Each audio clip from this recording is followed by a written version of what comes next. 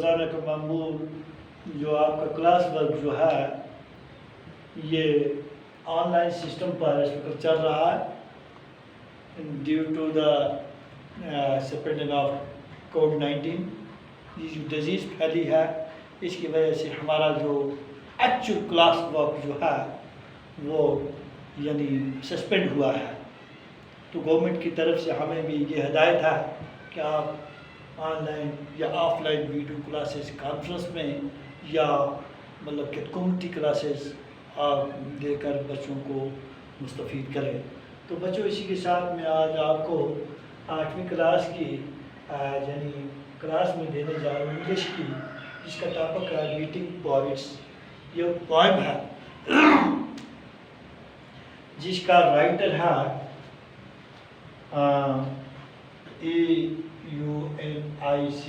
ایونس D Souza SOUZA. یہ اس کا writer ہے. تو سب ٹاپک اس کے ایکسرسائز ورک بھی کریں گے ہم. تو سب سے پہلے ہم اس کو پڑھتے ہیں. تو بچوں میٹنگ پوائنٹس یعنی شاعری کی طرف اپنا نظر انداز کرنا کہ شاعرہ جو ہوتی ہیں ان کی طرف اپنی توجہ رکھنا. کیسے کہ meeting points I am disconcerted sometimes, یعنی میں کبھی کبھار اپنے ذہن میں یعنی کنفیوز محسوس کرتی ہوں. By the colour of their socks the suspicious of a wing dwarfs in the voice, یعنی شک محسوس کرتی ہوں ایک ان کے ساتھ. اور وارفس کہتے ہیں ایک کیڑا ہوتا ہے جو اپنی آواز بناتا ہے. And air sometimes of deepness, ہوا میں کبھی کبھار دھندلا پن ظاہر ہوتا ہے. Best to me points cool speckled shells یعنی covered with speckles یعنی چھوٹے چھوٹے دانوں سے in which one hears جس میں کوئی ایک یعنی سن سکتا ہے کسی کی آواز. a sad but distant sea. اس کا رائٹر جو ہے ایونس ڈی سوزا. تو بچوں میں آپ کو اس کے بارے میں یعنی اردو میں اس کی یعنی فہرست میں بتا رہا ہوں کہ شاعرہ شاعروں کو سمجھنے کی کوشش کرتی ہے لیکن وہ پریشان، وہ ان کو نہیں سمجھ پاتی. شاعرہ شاعروں کا بیرون دیکھ کر حیران ہوتی ہے. شاعر باہر سے کچھ اندر سے کچھ اور ہوتے ہیں. وہ لباس اور باقی پہناؤ ٹھیک ڈھنگ سے نہیں پہنتے لیکن باہری دکھاوا کوئی خاص مطلب نہیں رکھتا. انسان کا اندرون اچھا ہونا چاہیے. کیوں؟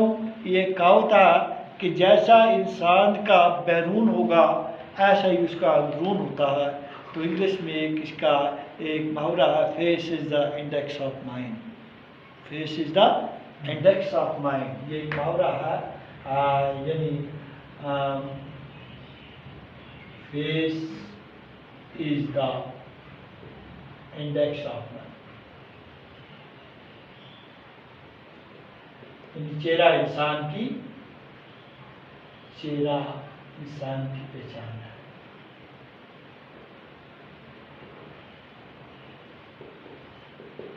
تو اسی طریقے سے یہ نظم میں اس بات کو اجاگر کرتا ہے کہ شاعرہ کہتی ہے کہ اگر شاعروں کو سمجھ نہ ہو تو ان کے لکھے ہوئے کام پڑھنے چاہیے.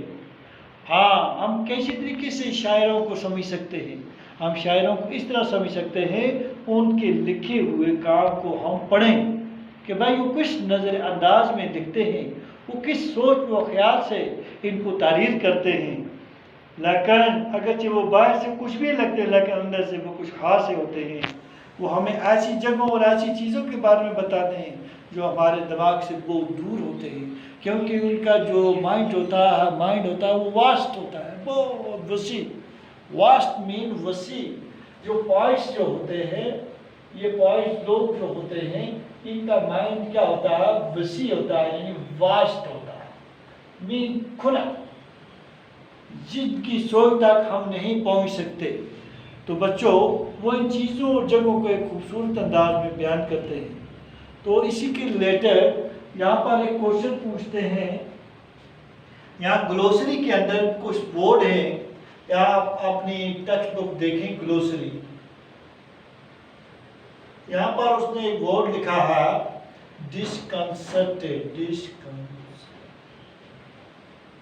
डिस्कंसर्टेड मीन यानी कंफ्यूज होना, कंफ्यूज्ड। और दूसरा एक वर्ड यहाँ पर लिखा है विग। विग मीन यानी covering of artificial hair, artificial hair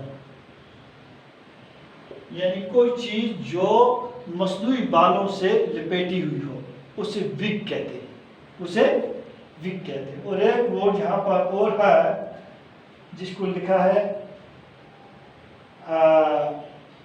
डैंकनेस।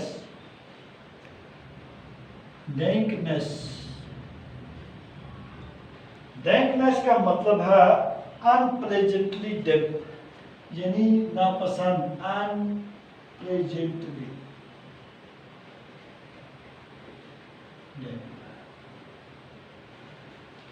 तो इसी के साथ बच्चों हम आगे चलते हैं इसका एक्सरसाइज करेंगे तरफ। तो आप यहाँ पर क्वेश्चन देखेंगे, क्वेश्चन जो टेक्स्ट से दे रहा है, लिखता है why is the poet confuse when she meet poets. Why is the poet confuse when she meets poet. शायर जो है वो कैसी उलझन में पड़ता है कि जब वो एक शायरा से मिलता है, तो आप इसका आंसर लिखोगे। Question number 1 answer okay, she is confused due to their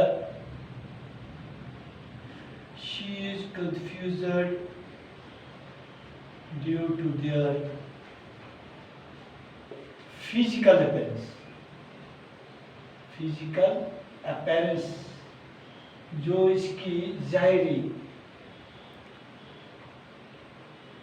appearance यानी नमूदारी जो होती है उसको देखकर। The color of their socks, appears में लिख सकते हैं हम the colors of their socks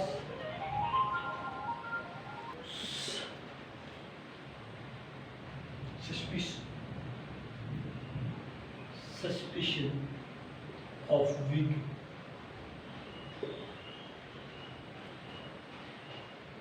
and was in the voice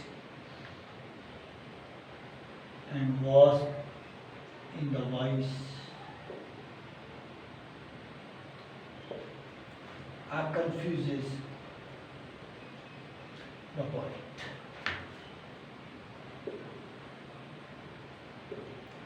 तो क्वेश्चन नंबर 2 है, इसका आंसर हम लिखेंगे। आप क्वेश्चन नंबर 2 देख लीजिए। What is the best way to know poets. आता कि what is the best way to know poets यानी शायर को यानी अच्छा तरीका कौन सा है उसको जानने का। अभी हम पढ़ रहे थे, मैंने आपको अभी यानी उर्दू में इसके बारे में जानकारी दी थी कि उसके लिखे हुए, इसकी लिखी तारीफ की हुई चीज़ को जब हम पढ़ेंगे तो हम उससे उसको जान सकते हैं। अदरवाइज उसको फिजिकल अपीयरेंस में वो शक्ल के लिहाज से क्या है हमें उससे वास्ता नहीं, वो लिबास क्या पहनता है उससे हमें वास्ता नहीं। हमें वास्ता वो है कि वो तारीर क्या करता है, उसका नज़र अंदाज बयां उसका क्या है, यानी अंदाज बयां से हम उसको देख सकते हैं।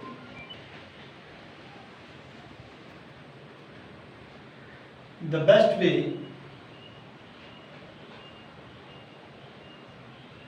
to know the poet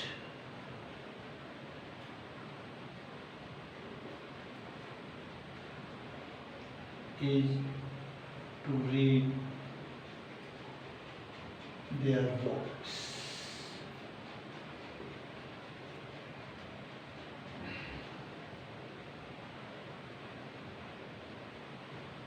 To know poets, to read their works। उनके काम को जब आप पढ़ेंगे, उनके जो तारीफ की हुई चीज़ को जब हम पढ़ेंगे तो हमें पता चलेगा कि भाई शायर क्या होता है या शायरा क्या होती है। تو اس کا ایک کوشچن چھوٹا سا فریز کے اندر ہے. فریز کے بارے میں دکھایا ہے کہ explain the phrase verbs in the voice. اس کا کیا مطلب ہے؟ اس کو ہم بیان کرتے ہیں کہ اس کا مطلب ہے it means that the poets are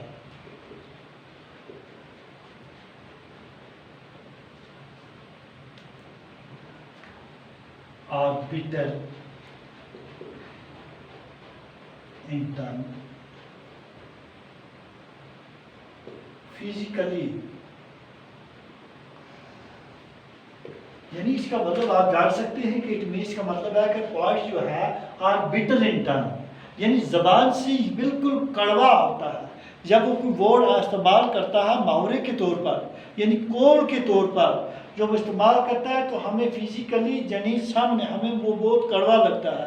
اس نے مثال دی اس واپس کی، یعنی واپس کیڑا ایسا ہے جب انسان کو ڈستا ہے تو اتنا ایسی زہر ہوتی ہے کوئی انسان کو وہ یعنی کافی دور تک پہنچا دیتا ہے، یعنی اپنے زہریلے پن سے. یہ اس سے مشابہت کر کے اس نے دکھایا کہ شاعر جو ہوتا ہے جسٹ لائک وابس انسیکٹس، اس کی طرح اس کی زبان ہوتی ہے.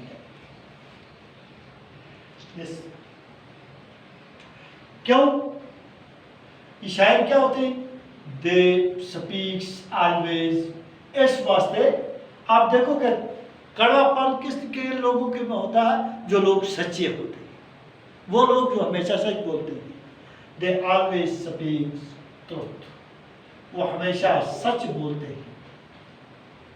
ایک تو وہ سچ بولتے ہیں اور دوسری بات کیا ہے ان میں کہ as we know truth is better، جیسا کہ as we know truth is better، truth is better. Better کہتے ہیں بچے کہ کڑوے کو.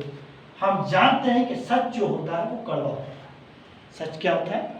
کڑوا ہوتا ہے. یہ کسی کو پسند نہیں. اس کی اپنی مرضی کے مطابق ہم بات کریں گے تو اس کو اچھی لگے گی. اگر سچی بات کہیں گے کہ ہاں بھائی اس آدمی کے اندر یہ فالٹ ہے، یہ نقص ہے، تو اس کو برا لگے گا. اس لیے اس کو سچ کے ساتھ مشابہت دی گئی ہے. تو بچوں یہ رہا آج آپ کو اس کا ٹاپک جو تھا، ہماری جو پوائم جو تھی میں نے جو آپ کو پڑھائی meeting points related to class 8 کی تھی، یہ تھرو U3 سروس سے اس کا تعلق ہے ریلیٹڈ ٹو U3 سروس.